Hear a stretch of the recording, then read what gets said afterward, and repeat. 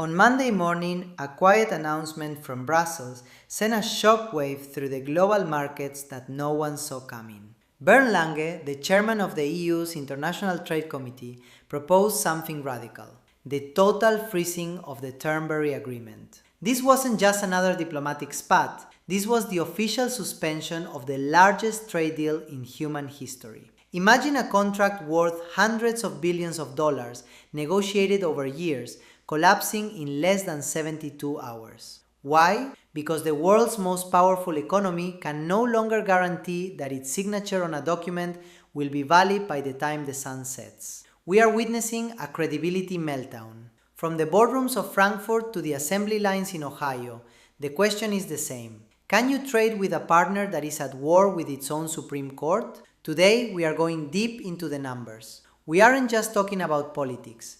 We are talking about the structural decay of the transatlantic alliance and the multi-billion-dollar bill that American taxpayers are about to receive. I'm Camilo Motato, a certified public accountant reporting for THU News. In my profession, everything comes down to risk assessment. When a client asks me to evaluate a deal, I look at the counterparty risk. If the person you are signing with is unpredictable, the deal is toxic.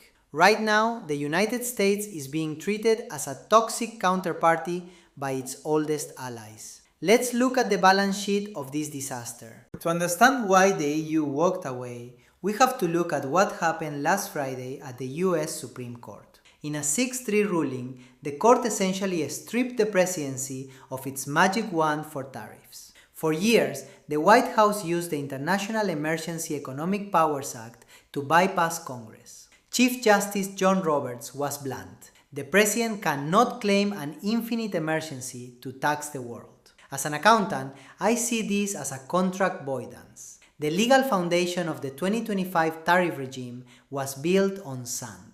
When the court pulled the plug, it didn't just stop future tariffs. It made $134 billion of collected revenue potentially illegal. This created an immediate accounting nightmare for the US Treasury. But the real damage wasn't the ruling, it was the reaction. Within 72 hours, the White House attempted to bypass the Supreme Court using Section 122 of the 1974 Trade Act. Day 1, 10% global tariff announced. Day 2, 15% global tariff announced. Day 3, the Turnberry Agreement, which promised Europe a special 15% rate while everyone else paid more, was rendered mathematically useless. If everyone pays 15%, then special status means nothing. Europe realized they had traded away their market sovereignty for a VIP pass to a club where the doors are now locked for everyone. From a strategic standpoint, the US destroyed its own leverage in a single weekend. Let's talk about the money that no one is mentioning: the reclamations. Over 300,000 importers have paid billions into the US Treasury over the last year. Now that the Supreme Court has ruled those emergency powers were exceeded, every one of those companies has a fiduciary duty to their shareholders to sue the US government for a refund. We are talking about a potential $134 billion liability. As a CPA, I can tell you that if this were a private corporation, they would be declared insolvent. The administrative cost of processing these refunds will paralyze the Treasury for years. Justice Brett Kavanaugh warned in his dissent that this would be a logistical mess. But for European companies, it's a multi-billion-dollar opportunity to claw back their margins. This is the most critical part of the analysis. While the trade wars rage, the defense industry is seeing a permanent shift. Lockheed Martin and Raytheon aren't just selling planes, they are selling dependence. 28% of Lockheed's revenue, roughly $18 billion, comes from international sales, with Europe being a massive chunk. But look at the correlation. As US trade policy becomes more chaotic, European defense stocks like Rheinmetall and BAE Systems are outperforming. Why? Because the EU has realized that if the US can weaponize a trade deal over a weekend, they can weaponize spare parts for an F-35 just as easily. The Buy European initiative is no longer a suggestion, it's a survival strategy. Once Germany spends its 100 billion euro fund on European-made tanks and jets, that money is gone from the US economy forever.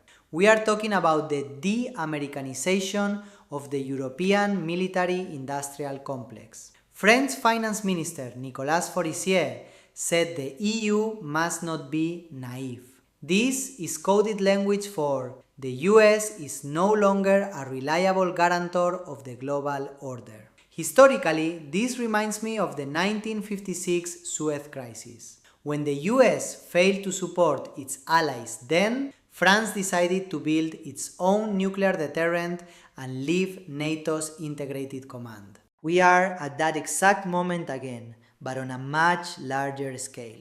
When you lose Poland, historically the most pro-American voice in the EU, you have lost the continent. Polish officials are now questioning if their 4% GDP defense spending should keep flowing to a country that treats them like a subordinate rather than a partner. The final audit of the Turnberry Agreement shows a total loss for American credibility. The deal is frozen, the legal system is in a deadlock, and the world's second largest economy is building a future where the US dollar and US policy are no longer the gold standard. The art of the deal failed because it forgot the first rule of business. A deal is only as good as the trust between the parties. Right now, America's trust account is overdrawn. But I want to hear from you. As we look at these numbers, do you think the US can actually afford to process 134 billion in refunds while fighting a trade war? Or is the era of the indispensable nation officially over?